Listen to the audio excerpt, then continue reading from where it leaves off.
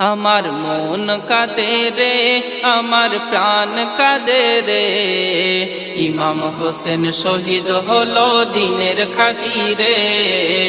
ইমাম হোসেন শহীদ হলো দিনের খাতিরে। আমার নবীর খানদান রে, দেখো কাটাই গর্দান রে। আমার নবীর খানদান রে, দেখো কাটাই গর্দান রে। ইমাম হোসেন শহীদ হলো দিনের খাতিরে। ইমাম হোসেন শহীদ হলো দিনের খাতিরে।